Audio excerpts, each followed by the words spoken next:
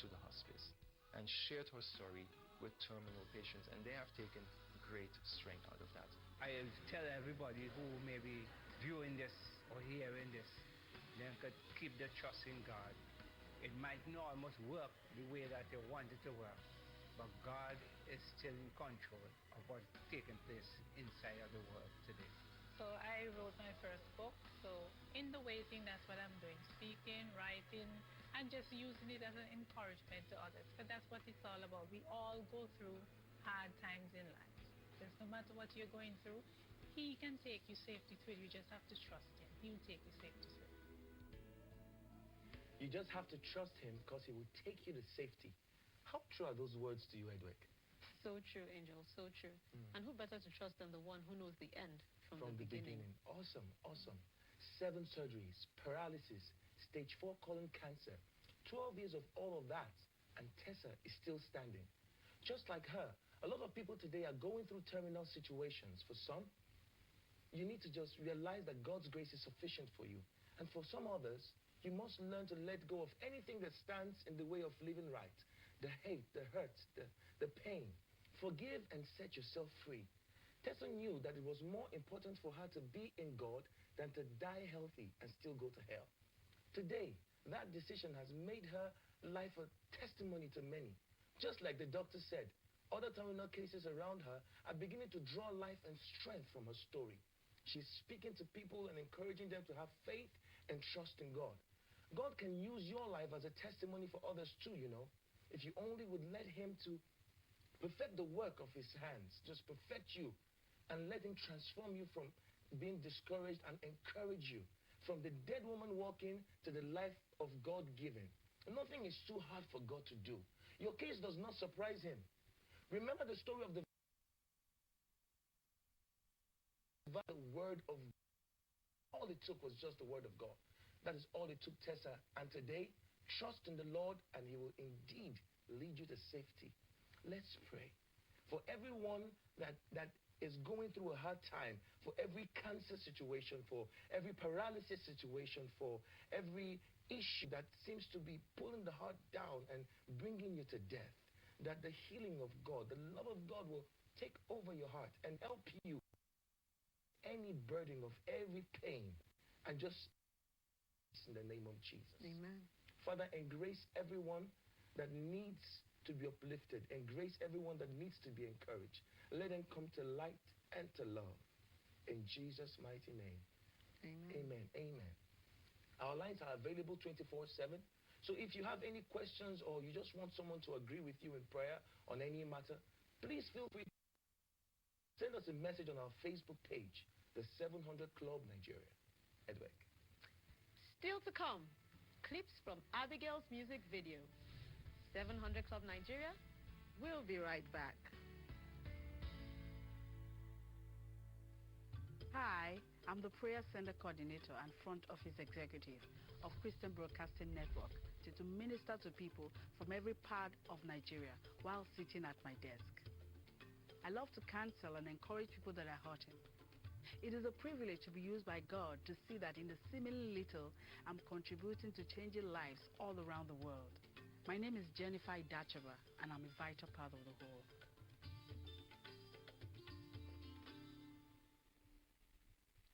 By now, you all know we really do enjoy hearing from you.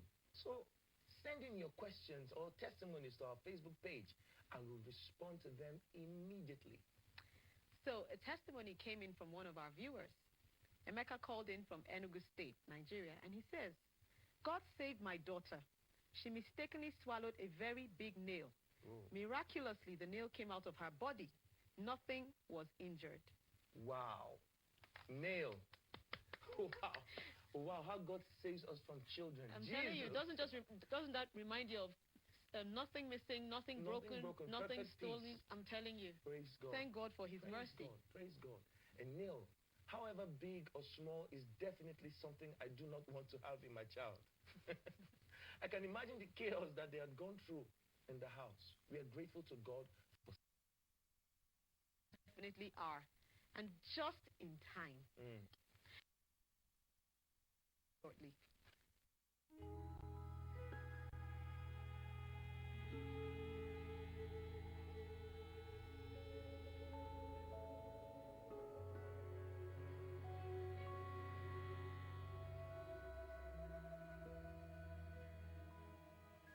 Welcome back. If you had the opportunity to define the term worship, how would you define it? Well, some say it's the solemn song you sing in church, while others say it's a way of life. So, which is it? Here's one man who has done well to throw a little more light on what worship truly means.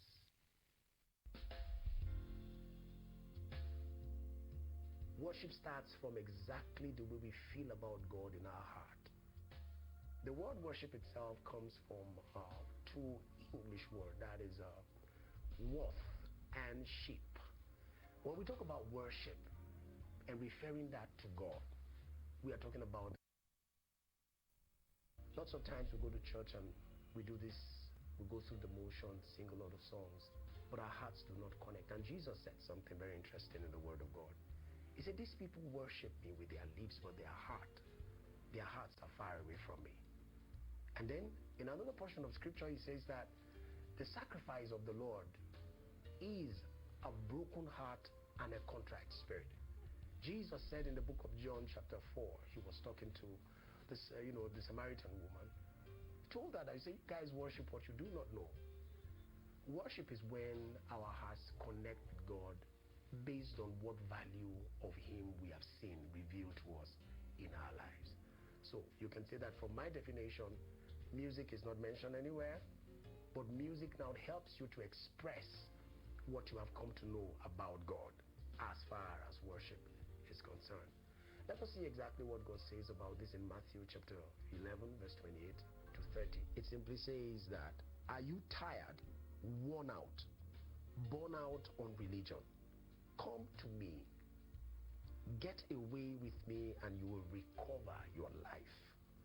I will show you how to take a real rest. This is where worship starts, when you know that the man you're going towards is there to take you over, to change your life, to build you into what he wants you to be. It is actually responding to the love of God reaching out to you. And then we can talk about the music later, but when your heart does not connect with God, no matter what you do in church, no matter how wonderful and great the music is or sound, you're not worshiping. Until your heart connects with God, you couldn't say you've had worship. I pray that today the Lord will draw you into a place where you'll be able to, relate with God in such a dimension that you possibly have not known before. Remember, it is relating with the love of God. God bless you. Worship is actually a way of life. Thank you, Obed Akanya, for such a wonderful expository on what worship truly means. I have a sensational guest with me in the studio. She is a scriptwriter, music artist, wife, mother, career woman, and a producer. And the list goes on. Welcome with me, Abigail, to the studio. Thank you so much. It's so good to have you here, Abigail. Yes. Producer. Like of the show. What's the name of that show again? Living the Life. Living the Life. Yes, actually a women's show. Thank you so much, first of all. Fantastic. And I remember Omar, the producer of 700 Club, telling me, now Edward is going to do what she'd be doing to people, like keep them on the seat and ask them questions. And you're going to enter my shoes. And so, yes, I will do that by the grace of God. Fantastic. Yes. Fantastic. And so I'm happy to be here. Good. We're happy you're here too. It's good to have you here. Thank you. And you're a music artist also. Yes. You do so many things. How do you do it? How do you combine all of this? Not trying to sound religious or, everybody say, oh, it's just God. Yeah. Truly it's God. It's grace. Because sometimes I ask myself, how do you do these things?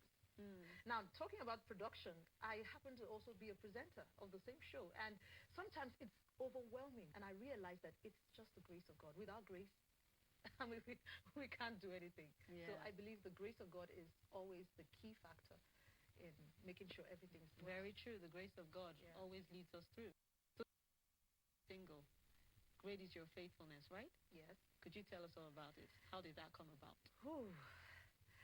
Now, when that song dropped in my heart, actually the song is a blend of Hausa and English language. Fantastic. Yes, and it came like that. In fact, when it came, and I realized it was a song about heaven. Because it was just pouring out, and I realized I'm actually talking about heaven. And that night, I had tears rolling down. because I could connect. It was as if I was being ministered to. Amazing. Yes, Amazing. and I just realized this song is about heaven. And every time I listen, oh, how come? Because I wasn't thinking that, okay, now I want to write a song about heaven. So I realized that God had a better, bigger purpose for that song. And So that's why. What impact do you hope your song will have in the lives of those who listen to it? You're talking about you crying. I can imagine already crying, listening to it and thinking of heaven. But I want you to, what impact do you hope your song will have? Now, I realize that most people, in the hustle and bustle, I mean, you know, the way to say society is all about hustling and getting everything. Yes, like and getting the money get a right. job. We forget our lives, our eternal destinies. True. And so that was why I said, no, God, I'm grateful to sing the song through me. So it's like I realized that my desire every day is to make people connect to the eternal life. To be conscious and aware of the afterlife. Yes, that is not just About get it, the hustle get it, and get the it. Yes, bustle of this day. no, we need to allow ourselves think about who we truly are. This is just this body is just a suit. Yes, to say. So every other time, and for Christians, it's going to make them think about salvation. Like, Sure. okay, now let me pause and think about what God has done for me. That life. For non-Christians,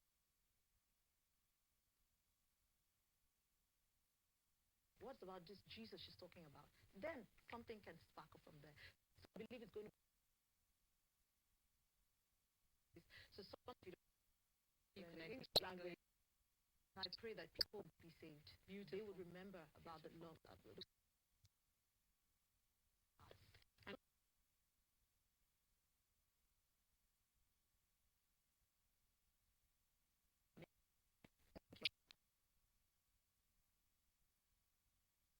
Gospel artist. How do these two work? Is it okay to have money, be rich as a gospel? Hope they bless lives. What do you think the balance? You sing too, so I'm sure these questions have. And I'd like to hear what you have to say about it. Now, see.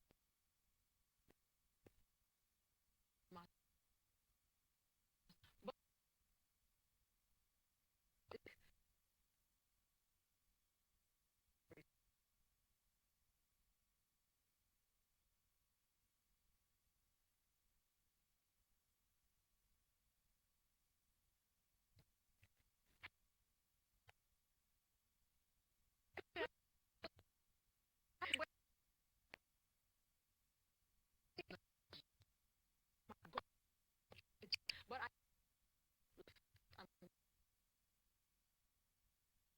The heart, and then the kingdom. the money. Absolutely.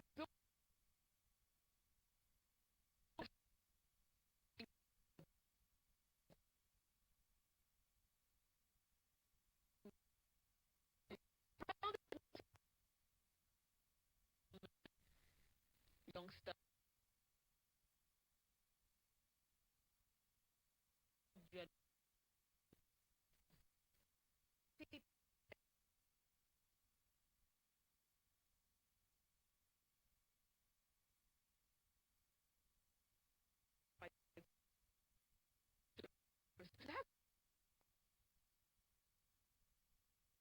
But sometimes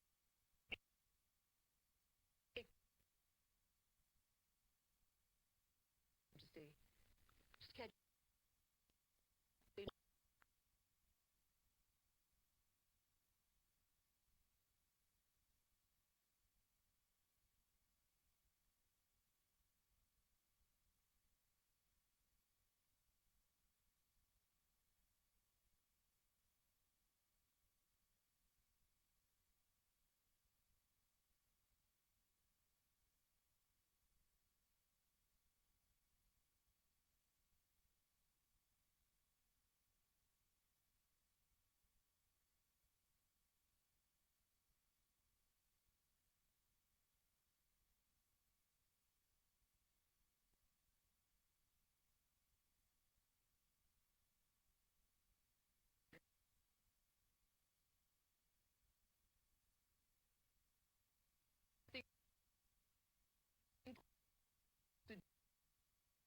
Before we do so,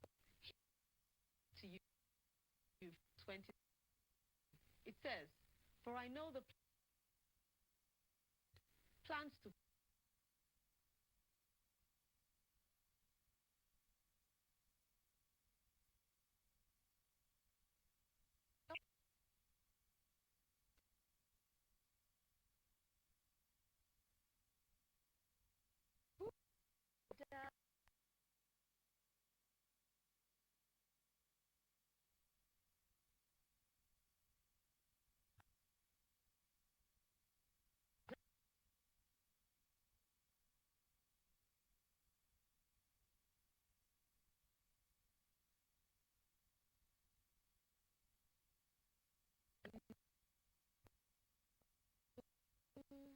great is your love."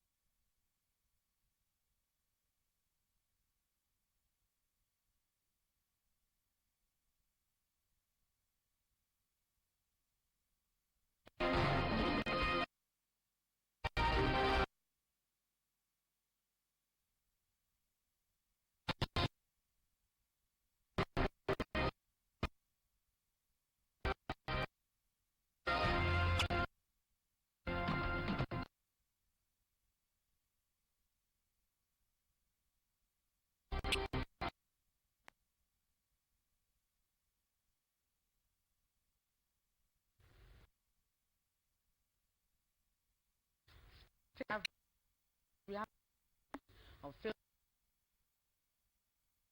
where the chairman discloses peace environment then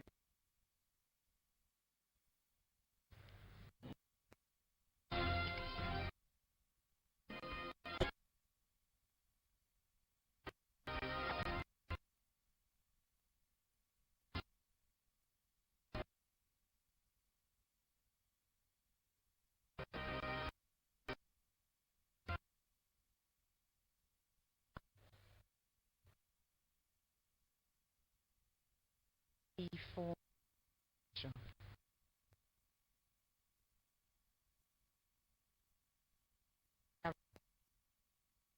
on the end to motorists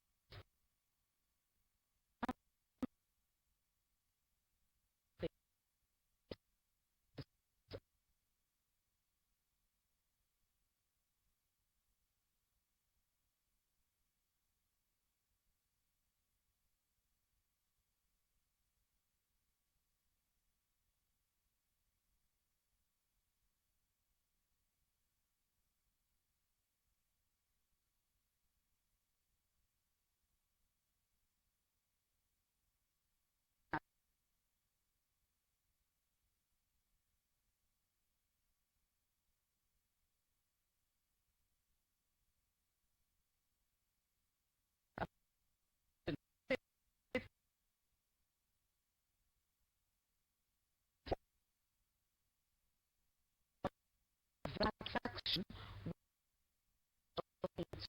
users now correspond out that section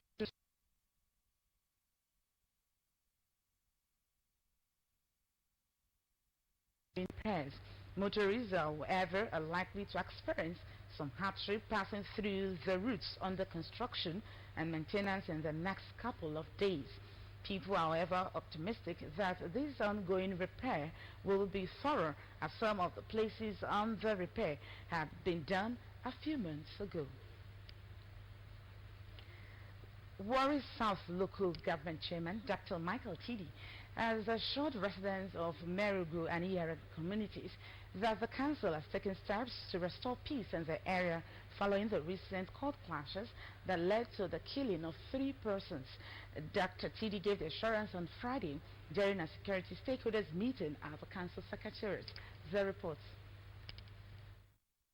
Dr. Tidi, while assuring residents of Merugu and Iyara communities that the council has restored peace in the area, advised those involved in court activities in Warri to desist from the act or face the wrath of the law. He also advised various tribal youth groups in Merugu community to shield their swords and give room for dialogue in order to resolve all leadership tussles in the community. Dr. Tidi urged the youth in Warri to change their mindsets towards the collection of illegal levies, reminding them that the state governor has signed into law a bill prohibiting development levy collection, popularly known as DEVE.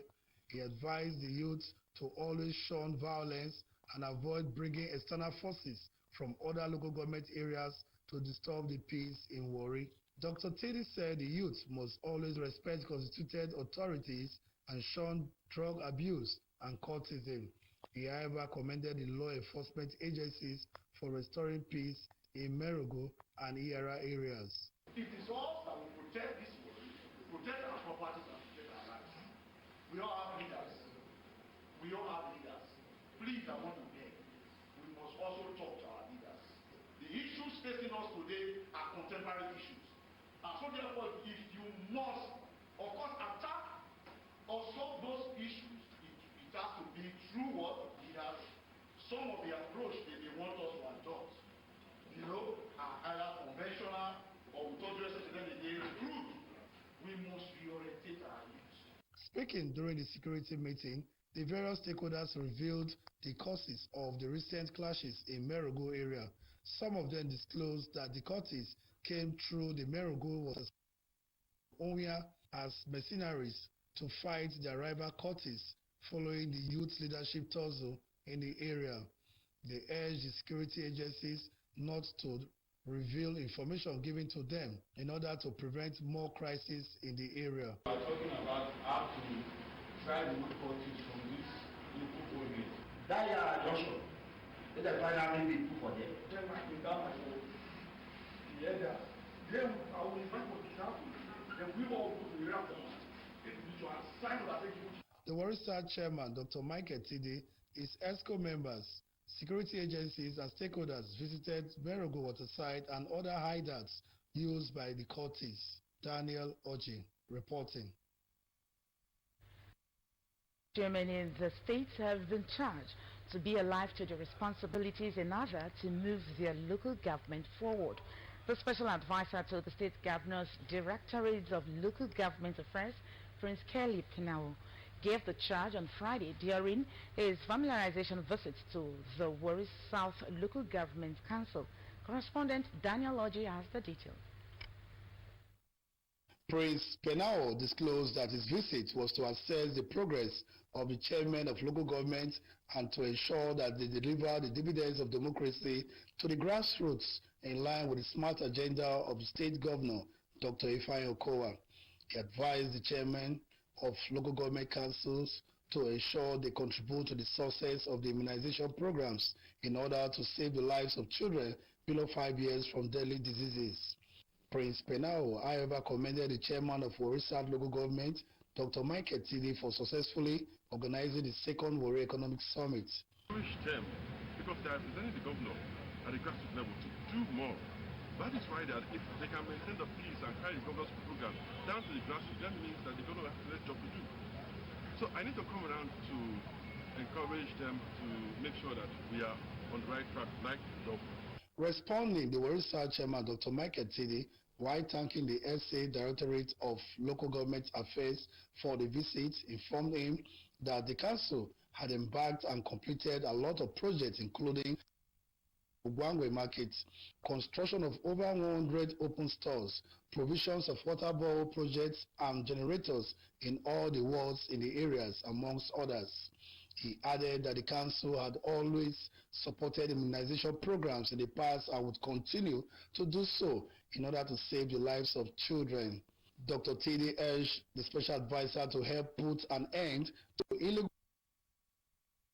hoodlums in some parts of Warri South local government area.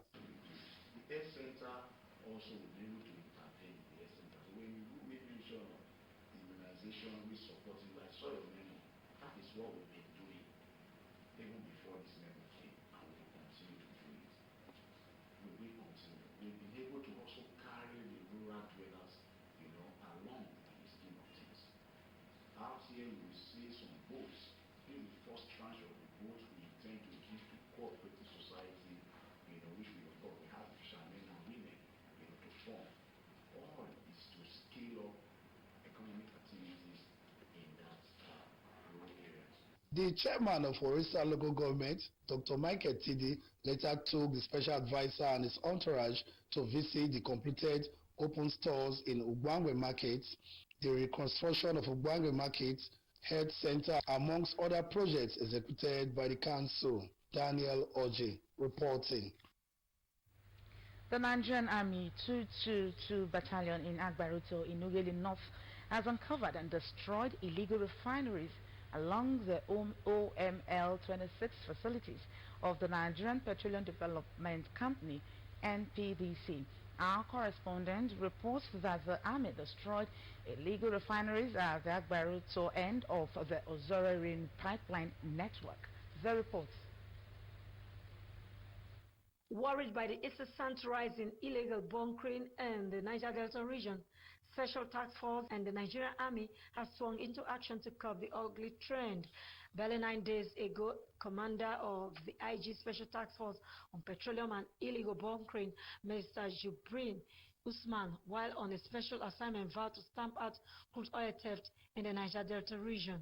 On Thursday, a detachment of the army personnel from the 222 Battalion stormed a massive illegal refinery camp at the Agbaroto end of Ozoro a Riemu pipeline network to commence total destruction of the facilities believed to have been in operation over the years. While speaking to journalists, an official of the firm operating OML 26 painted a dark picture of the oil theft menace, stressing that since crude oil theft increased astronomically in June 2019, over 5,000 barrels of crude oil were stolen daily. He noted that the activities of crude oil thieves and incidents of vandals around the OML 26 operational areas have not abated despite efforts made to curb the menace. We are aware that along the 29 kilometers, there have been several hot taps. So what we are doing now is to use technology to detect those hot taps. We cut them off, we clamp them, and we'll make sure that we try to safeguard our pipeline. But on our own, we cannot do anything because what is happening here is affecting Nigeria. It's economic sabotage. The Nigerian economy is suffering. Money that should be coming to the coffers is being stolen by these criminals. So we are appealing to the federal government and the state government to come to our aid and save us from the menace of these crude oil thieves because it's a big, big problem. Also speaking, leader of the men of the Nigerian Army 222 Battalion condemned the act of oil vandals, warning them to desist forthwith. He said the Nigerian Army will not rest until all are rid of destruction of illegal refineries continues.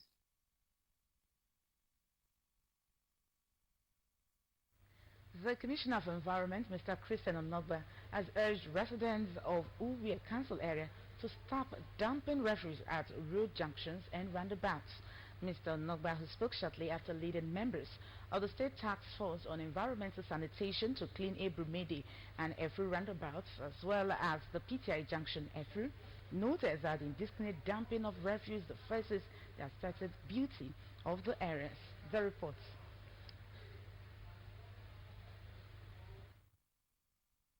The Commissioner of Environment, Mr. Christian Onogba, represented by the Chairman of the Delta State Task Mental Sanitation, Comrade Kingsley Iweka, of the Task Force of the Ministry through roundabouts, PTI Junction and Ebrumedi roundabout, of filth dumped by passersby and commuters.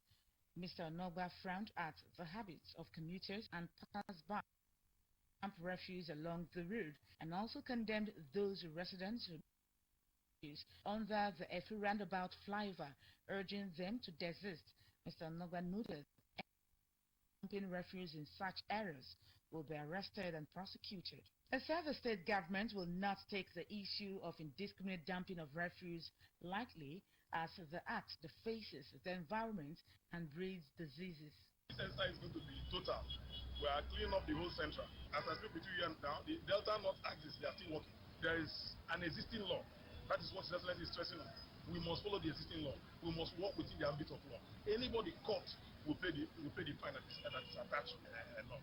The Vice Chairman of the Task Force on Environmental Sanitation, Honorable Anthony Etima, called on the authorities of Uwe Council to put machineries in place to prevent the indiscriminate dumping of refuse in the area. The chairman of Uwe Council, Mr. Ramson Onoyake, represented by the Supervisory Council on Environment, Mr. Teddy Mawe, assured the Commissioner for Environment that the place is cleaned, will be maintained, and commended him for the exercise. They should stop dumping waste indiscriminately. They should, when you have a good environment, you have a good head. The Commissioner of Environment, Mr. Christian Onogba, and members of the task force led by Comrade Kingsley Iweka will move to Najikat and Warri South local government area for the same cleanup.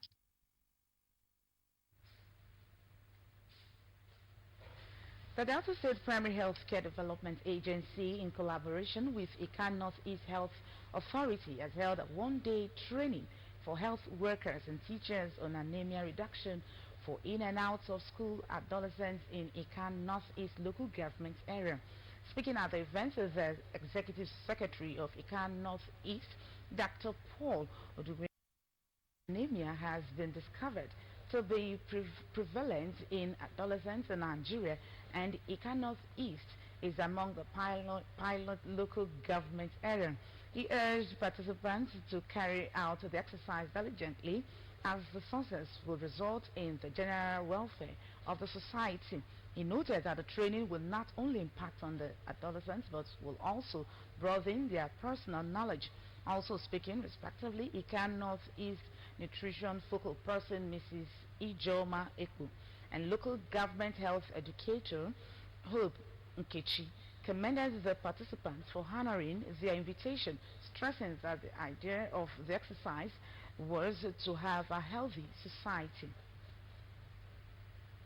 The Nigerian Optometrists Association Delta State Chapter will celebrate World Sight Day 2019 at the Warrior Prison on the 10th of October 2019 at 10 o'clock in the morning. A statement signed by the chairman, Dr. Romina Bilu, says the theme for this year's World Sight Day is Vision First. It adds that World Sight Day is an international day held annually on every second Thursday of October to create awareness on the global issue of avoidable blindness and visual impairment. The statement further says that there will be a road work on Thursday 10th October 2019 at Okire Road by 10 a.m. President Muhammadu Buhari on Thursday said Nigeria and South Africa have reached an agreement on the recent xenophobic attacks and other areas. A statement at a press conference at Union Buildings in South Africa was shared by the presidency on Friday. President Buhari noted that during the course of the working session, a wide range of bilateral, regional, continental and global issues of concern, interest and concern to both countries was reviewed. While addressing newsmen, President Buhari said both countries agreed on the need to strengthen the long historical ties of friendship and solidarity, which have since been upgraded to a special and strategic partnership. He further pointed out that the 32 signed agreements and MOUs between the Republic of South Africa and the Federal Republic of Nigeria cover such areas as trade, investment, energy, mining, defense and security issues, police affairs, immigration, tourism and environment, among others. President Buhari also stated that both countries have agreed to unequivocally address the challenges in both countries' relations, including the recent people-to-people challenges that saw attacks against foreign nations, including Nigerians and their property, which were strongly condemned. According to President Muhammadu Buhari, consent measures have been put together to prevent the recurrence of such unacceptable incidents in the future. The Minister of Labour and Employment, Dr. Chris Ngige, says the demand of labour over the implementation of the new minimum wage would cost the federal government 580 billion naira annually. Ngige says that such adjustment in line with labour's demand was not sustainable, as the government would have to lay off some workers to be able to meet their demands.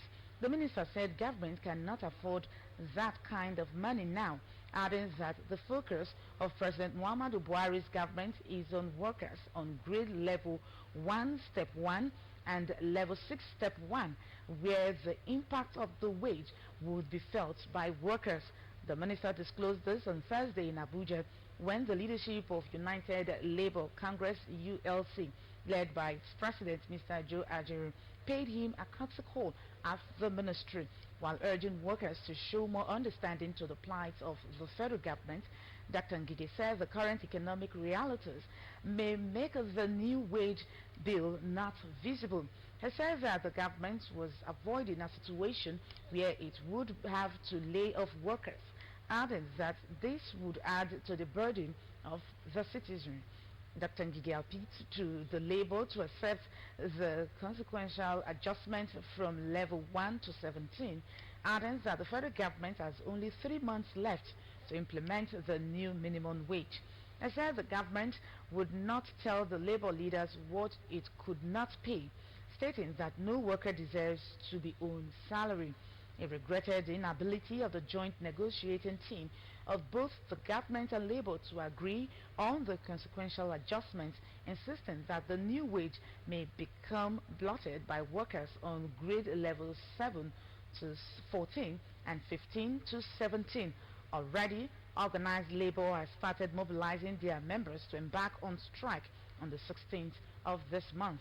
Mr. Joe Ajaero, in his remarks, appealed to the Minister for prompt payment of the new minimum wage, stressing that the private sector must also be compelled to pay the 30,000 naira wage.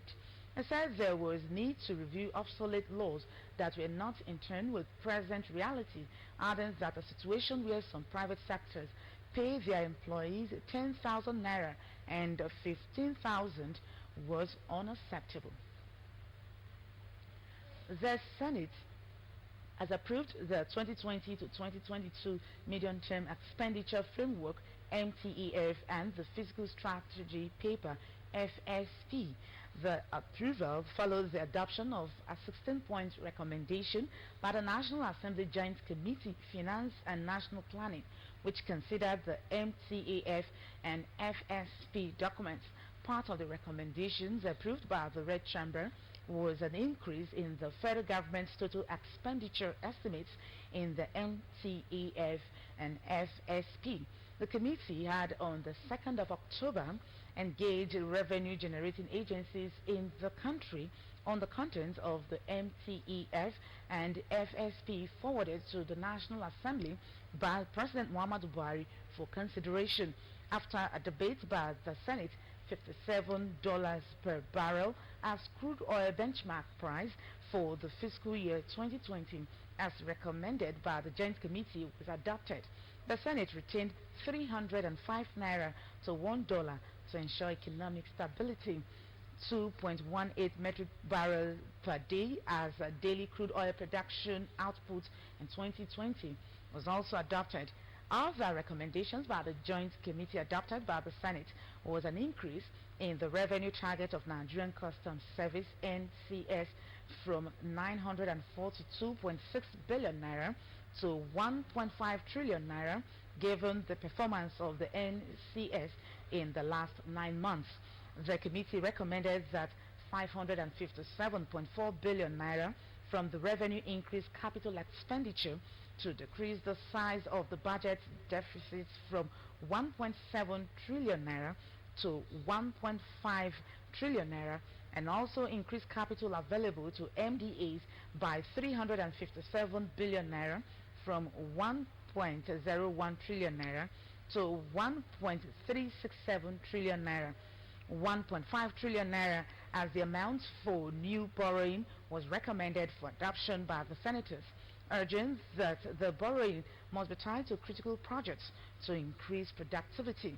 The recommendation earmarked 1% of the consolidated revenue to finance basic health care and called for proper investigation into the electronic collection of stamp duties domiciled with the Central Bank of Nigeria (CBN) to ensure accountability and increase revenue base. The committee recommended proper investigation of NNPC to ascertain the actual costs associated with the joint venture oil agreements and further called for an urgent review of the Fiscal Responsibility Act and other laws of the revenue generating agencies to align with current realities. The National Assembly was urged to expedite action on the passage of the finance bill, which would be brought along with the budget. Commended the Joint Committee for the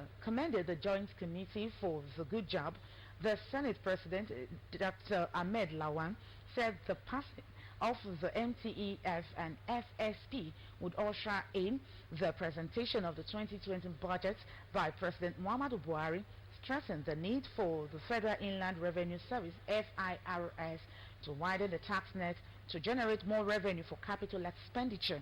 The Senate President stressed the need for other revenue-generating agencies to provide their revenue performances, noting that only that of the Nigerian Customs Service in the recommendation. Dr. Lawan says there is need for the diversification of the economy from a mono economy to agriculture, solid minerals, and tourism. The Delta chapter of the Auchi Polytechnic Mass Communication students Class 93 has honored their classmate and State Commissioner for Information, Mr. Charles Anyagu, with an award in appreciation of his commitment to the growth of the alumni body. The award was presented to Mr. Aniago in his office in Asaba by the vice chairman of the group, Mr. Emeka Ekemefune, flanked by the public relations officer, Comrade Nkemweke, and 3 other members of the Delta chapter of the association. The report.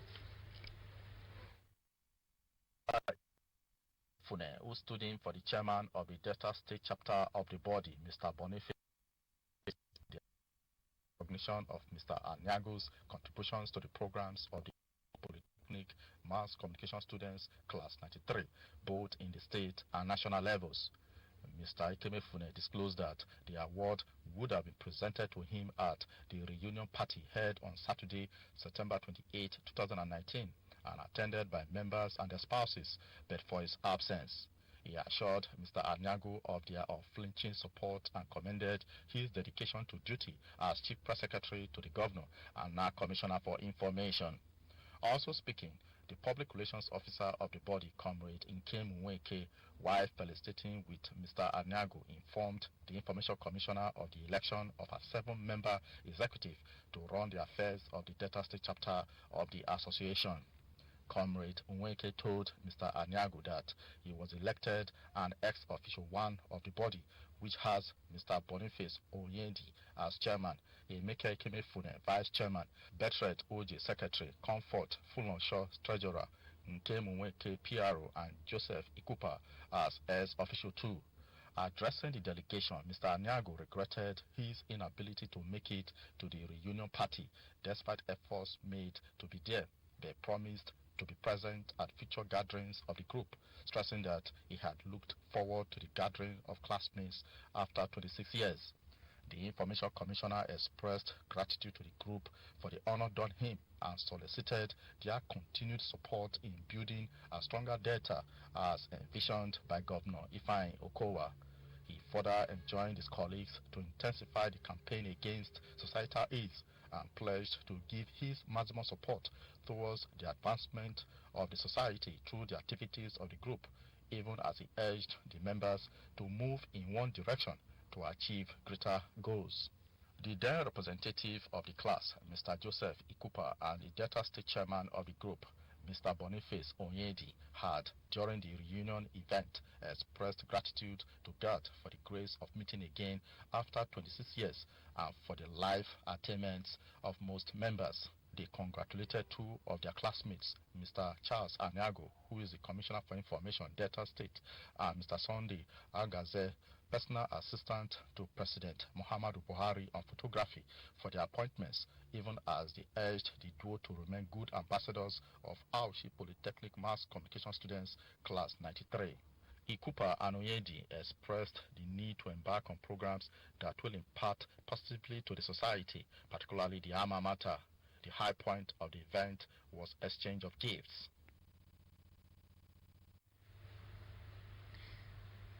The special advisor to Governor Ifeanyi Okowa on environment and marine transportation, Honorable Daniel Yingi, has called for greater concern for environmental sanitation in Delta State. Honorable Yingi spoke while playing host to the state chapter of Environmental Health Officers Association of Nigeria in his office in Asaba, said there was need for stakeholders to show more seriousness in tracking activities inimical to the environment. Correspondent in Kenweke's report is presented from our studio. Special Advisor to Governor Ifeanyi Okowa on Environment and Marine Transportation, Honorable Daniel Yingi, said experience has shown that environmental health officers were not doing enough to protect and sanitize the environment. Honorable Yingi stated that it is the desire of the state government to make Delta State the cleanest state in the Federation, maintaining that it was not difficult to achieve when stakeholders are committed to it. The special advisor assured the delegation of his readiness to work with the body and other similar associations in the state to change the narratives for better. Honorable Yingi said, to whom much is given, much is expected, and charged the association to reciprocate the state government's commitment towards the welfare of workers in the state by putting in their best in the drive to make the environment healthier. He stressed that keeping the environment and natural waterways clean should be of priority to all, as well as constant public enlightenment to all nooks and crannies of the state on the need to embrace healthy living. Also speaking, the Senior Special Assistant to the Governor on Environment and a member of the association, Comrade Samuel Weke, stood the commitment of Honorable Yenge towards enhanced environmental sanitation in the state. He promised a cordial working relationship in consonant with the program and policies of the state government. The leader of the delegation, Mr. Jeffrey Obadaya, had earlier in his remarks congratulated Honorable Daniel Yenge on his well-deserved appointment as a special advisor to the Governor on Environment and Marine Transportation. While pledging the support of the association to the office, the team leader urged Honorable Yenge to bring to bear his wealth of experience as a former legislator who has overseen the Environment, Oil and Gas Committee during his 2 tenures as member of the Delta State House of Assembly. He explained that the association is looking forward to a more productive and robust cooperation between his office and the environmental health practitioners in Delta State. In a bid to satisfy its customers in Delta State, the Benin Electricity Distribution Company, BEDC, says it is rolling out a total of 200,200 electricity meters within the next 2 years. The Drtv News staff correspondent Miriam Weke reports that the BEDC Executive Director Commercial, Mr. Abu Ajo, disclosed this on Thursday at the official flag-off and media launch of the Delta State Meter Access Provider MAP scheme held in Asaba, the state capital. The reports. The Executive Director Commercial BDC, Mr. Abu Ejo, stated that the meter provider MAP scheme introduced by the Nigerian Electricity Regulatory Commission, NEC, is meant to bridge the metering gap in Nigerian electricity supply industry. Mr. Ejo said the aim of the MAP scheme is to encourage the development of independent and competitive meter services, eliminate estimated billing practice, and enhance revenue assurance in the power sector. It disclosed that 5 MAP teams have been selected to carry out the meter rollout by NEC, emphasizing that in Delta State, the exercise will be carried out by 3 MAP teams who will ensure that the metering is carried out in locations, routes, and streets throughout the state. The BDC Executive Director noted that enumeration is a prerequisite for the meters to be provided under MAPs and advised electricity consumers in the state to cooperate with the enumeration teams that will be visiting their residents. Mr. Ejo also revealed that the state capital Asaba and its environs will be the kick-off point for the metering, which will later move to all local government areas in the state. However, said transmission problem remains the greatest challenge, which has hampered the ability of BDC to receive power for onward sales to customers in Warri and Delta North. On the process to access meter under this scheme, customers are required to complete customer data and survey form, after which the MAP officials will assess the customer premises in readiness for metering. Once the customer premise is clear, we will be advised on how to pay for the meter. Speaking on BDC operations in Delta State, the chief head of BDC in the state, Mr. Fidelis Obisha, said BDC had been able to construct commercial feeders in Warri, Udu, Agbo, Gwashuku, and Asaba from 6 hours to an average of 22 hours to serve customers in the areas. He said 37% of the company's power allocation from the national grid, with an average of 84.516 megawatts, is delivered to Delta State. Customers are therefore advised not to give cash to either MAP or BDC staff. Rather, they should pay only into bank account presented by the MAPs. After payment confirmation, the customer will be meter or pay the time. The ceremony featured a presentation by the representative of Inclax Power Solution Limited, as well as a question and answer session.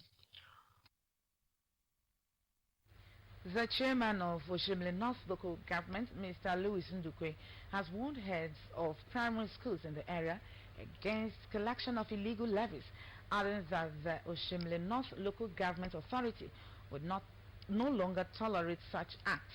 Mr. Ndukwe gave this warning during an interactive meeting with heads of primary schools, inspectors of education and secretary to the local education authority recently in his office at Akukuibu, the administrative headquarters of the local government area. He said that the authorities of the local government council have received series of complaints bordering on collection of unapproved levies by the school heads, adding that such fees are not part of the primary school system in Delta State. According to the council boss, such illegal collections are serious abuse and dent to the collective efforts of the government in providing sound and qualitative education to children in the state. The chairman, who decried the poor attitude of some teachers to work, admonished them on lateness and absenteeism, which he said are not good for the learning process. He therefore directed the head of the primary schools in the area to take full charge of their schools and called on the primary education supervisors, the chief inspectors of education, and the secretary to the local education authority to ensure that rules, regulations and standards are upheld in the various primary schools in the area, in line with the utmost intention of the state governor Dr. Ifeanyi Okowa's led administration in the state. Mr. Ndukwe equally commended the primary school heads, describing them as critical stakeholders in the primary educational system.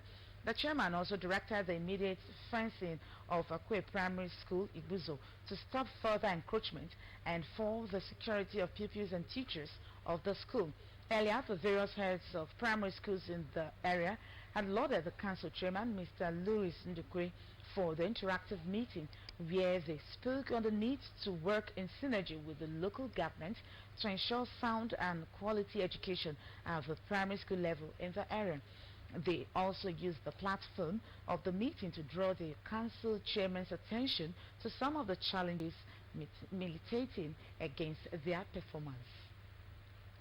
The Economic and Financial Crimes Commission has arraigned a former special advisor to the president on Niger Delta and coordinator of the Presidential Amnesty Program, Brigadier General Paul Bolu, and one Manafi Moriki for converting $1.9 million and 974.7 million naira to personal use.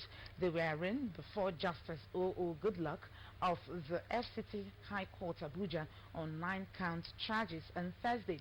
The defendants were said to have on different occasions dishonestly converted a sum of 8.6 million naira and 106.2 million naira, 12.078 million naira, 382.8 million naira, 456 million naira, 9 million naira, and more, while they were public officers. A statement by the EFCC spokesman, William Uwajarin, said the defendants pleaded not guilty. Counsel for Boro Mike Ozekeme praised the court to grant his client's bail on liberal terms. Lawyer of the second defendant, O. Dada, also prayed the court to grant his client's bail on similar terms. Justice Goodluck adjourned the case to November 26, 27, and December 3 and 4, 2019 for trial. The President General of Agbaru Urubo Improvement Union, Chief Monday Edifre, has congratulated Governor Ifeanyi Okowa on his victory at the Election Petition Tribunal. Chief Odifre, who congratulated Governor Okowa at Agbaru Town Hall, described the victory as well-deserved, noting that the victory is a demonstration that the judiciary is the hope of the common man. The reports. While giving account of his stewardship, the President General of Agbaru Urobo Improvement Union, Chief Monday Odiri, congratulated Governor Ifeanyi Okowa for his victory at the Election Petitions Tribunal. He noted that the victory of Governor Okowa was well-deserved as his achievements across the state is unprecedented. Chief Odi recommended Governor Ifeanyi Okowa for the ongoing construction of the Okrere, Otokutu, and Ekrelame road projects in the kingdom. He expressed confidence that the projects, when completed, will boost socio-economic activities of the kingdom. The President General of Agbaru Urobo Improvement Union appealed to Governor Okowa to approve the rehabilitation of failed roads in the kingdom and construct drainages beside them.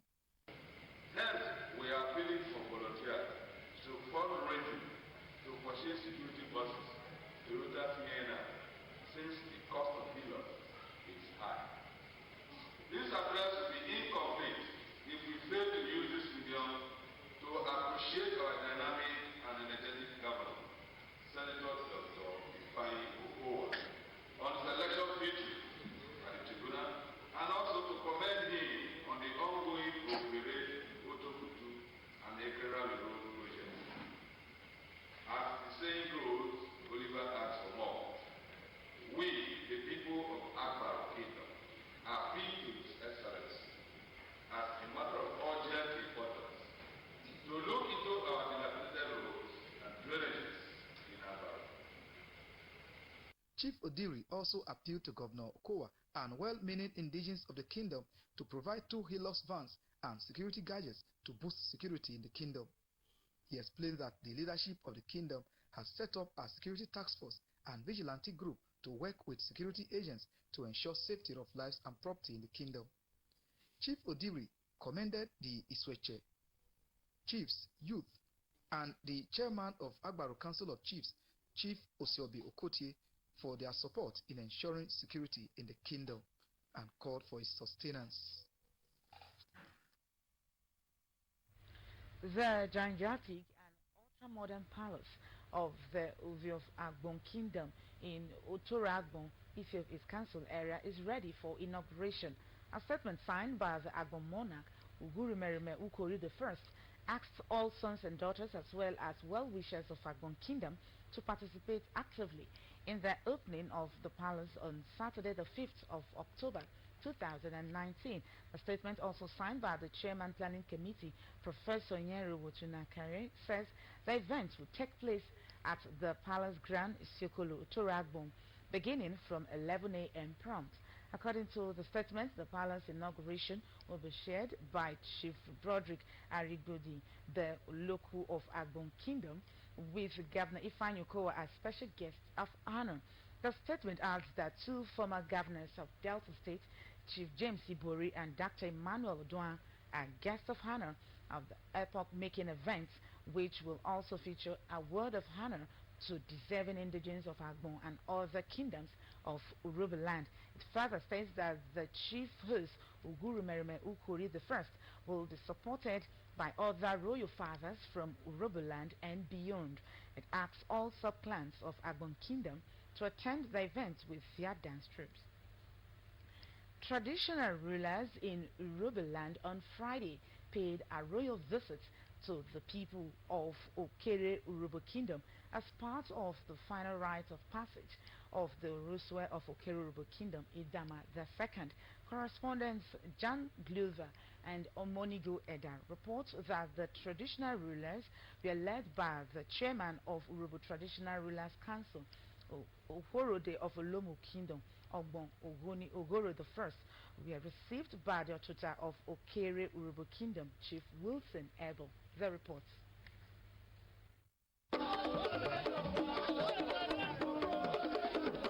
The traditional rulers from Urobo land were welcomed to the palace of the Oroswan of Okere Urobo Kingdom by the Emma dancers.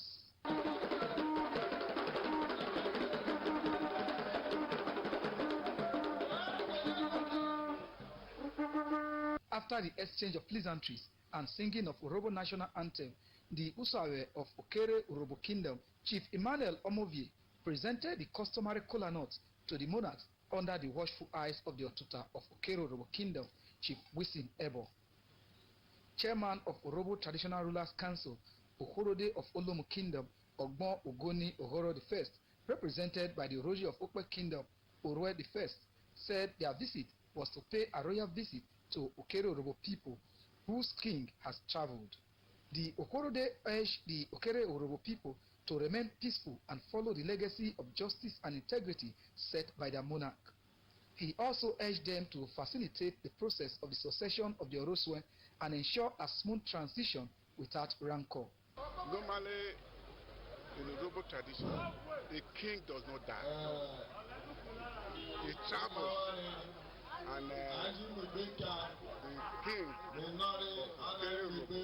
traveled. And since he had traveled, he had come to pay further visit to the chiefs of Urhobo, the family, and the children and the wife. That is what we normally do. That's what we have come to do today. The Otota of Okere-Urhobo Kingdom, Chief Wisin Ebo, thanked the traditional rulers for the royal visit and their words of advice. He prayed God to continue to unite the Urhobos as exemplified. Our Oroswe was one of them, but now has traveled. It is necessary, according to their custom, to come and pay us this kind of visits. It is our prayers that God will continue to protect the traditional rulers of Urhobo land. The Vice Chairman of Ori South Council, Chief Anne Divine Ineobusa, Honorable Talib Tebite, Honorable Dennis Omovie, the Ajerese of Okere-Urhobo Kingdom, Chief George Amuru, and Awotu of Okere-Urhobo Kingdom, Chief Emmanuel Okumagba, amongst others, attended the ceremony. For Drtv News, John Glover reporting. Members of the DBS Sports Club Warri have been reminded of their regular aerobics and workout session set to continue on Saturday, 5th October 2019 at the DBS Ejaba Warri premises. In a statement signed by the DBS Sports Club coordinator Louis Noche, says registered members of the club and those yet to submit their forms are expected to attend Saturday's session, which commences from 7 a.m. A statement enjoined participants to be punctual for the aerobics, which will last till 10 o'clock in the morning. And now sports. Former Nigeria captain Nwankwo Kanu said that the Super Eagles have other players to call up and so should not be disappointed with Chelsea stars Tammy Abraham and Fikayo Tomori, who have opted to play for England. Abraham and Tomori have been picked by England for 2020 Euro qualifiers against Czech Republic and Bulgaria later this month, and should they make their official debuts, they will no longer be eligible to play for Nigeria, where their parents hail from. Top Nigeria officials severally tried to convince Abraham to change his international allegiance to Nigeria after he represented England at various age grade levels. Former Arsenal star Kanu, who led Nigeria to win an historic Olympic gold in 1996 and played at 3 World Cups, said Abraham and Tomori would have been valuable additions to Nigeria, but the country ought not to beg any player to play for it, as she has enough quality players that can win matches without them. Nigerian forward Emmanuel Dennis has been named in the UEFA Champions League Team of the Week after a scintillating display in Club Brugge 2-2 away draw against Real Madrid at the Santiago Bernabeu Tuesday. Dennis bagged a brace in the first half of the thrilling encounter with Sergio Ramos and Brazilian midfielder Casemiro, scoring 2 second-half goals to prevent Real Madrid from suffering an embarrassing defeat. The striker came close to netting a hat-trick in the game, but was denied by a fine save by Real goalkeeper. Dennis is named the midfield alongside Bayern Munich's Serge Gnabry, who scored 4 goals in the 7-2 thrashing of Tottenham Hotspur. Liverpool, Mohamed Salah and Van der Beek of Ajax Amsterdam. He has also been nominated for the UEFA Champions League Player of the Week award. Robert Lewandowski, who plays for Bayern Munich and Liverpool, Roberto Firmino, also made the team. The Federation of International Football Association, FIFA, and Nigerian Football Federation, NFF, have mourned the unfortunate demise of former Under-23 Eagles captain Isaac Promise. United Soccer League Championship side Austin Bold FC confirmed the death of Isaac Promise on Thursday. The former Nigerian striker who helped the Nigerian team claim silver at the 2008 Olympics died at the age of 31. The NFF and FIFA took to the social media to mourn his death. Also capped by the Super Eagles, Promise featured in 7 Turkish top side amongst others in a career that spanned from 2005 to 2019, including a brief spell at Georgia Revolution in 2018 before joining Austin Bold at the start of the current season. Now to the foreign scene. A South Korean man has confessed to the murder of 14 women, including 9 who were victims in the country.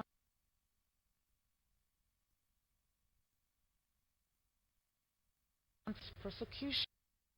Police said they believed they had identified the man behind at least 3 of 10 killings which took place in a city south of Seoul between 1986 and 1991. On Friday, a police official told newsmen that a man had confessed to 9 of the killings and that he also confessed to an additional 5 murder and about 30 sexual assaults. Authorities say one of the 10 deaths is now believed to be a copycat murder. According to the police, the man, who is in his 50s, is already in prison serving a life sentence. Reports say 9 criminal investigators worked to build rapport with the suspects, and last week his attitude changed. The suspect gave a detailed confession, even drawing an explanation of locations involved in the killings on a piece of paper.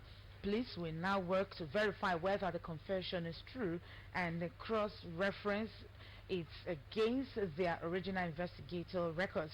Despite the confession, the suspect would not face charges over the killing as South Korea's statute of limitations on the most recent of the cases ran out in 2006.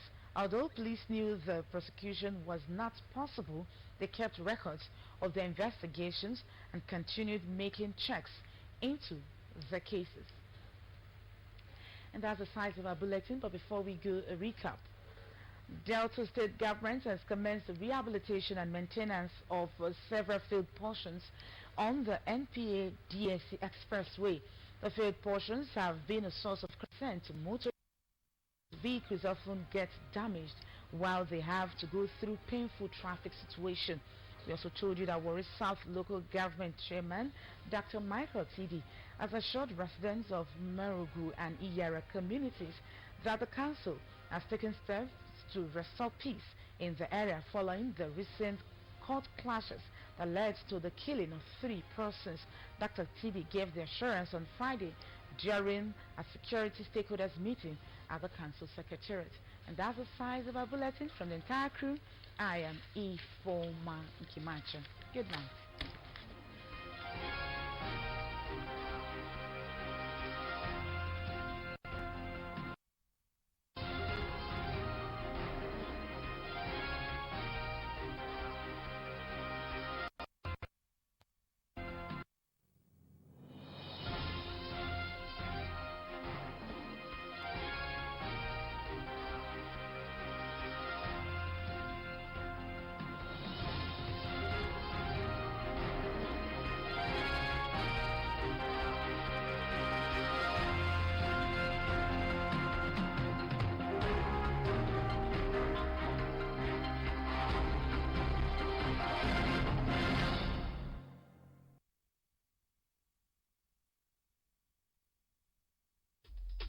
ShopRite Extra Big Birthday is now on with extra big savings, extra big deals, and extra low prices on products like buy 2 Nivea Men or Ladies 50 ml roll-ons at 599 naira 99 kobo each and get 1 free, or buy 3 So Clean 140 gram laundry soap at 84 naira 99 kobo each and you get 1 free.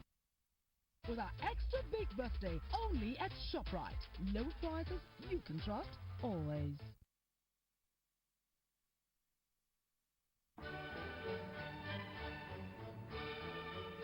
"20 years in mind." It is 20 years today, October 4, when you suddenly left us in 1999.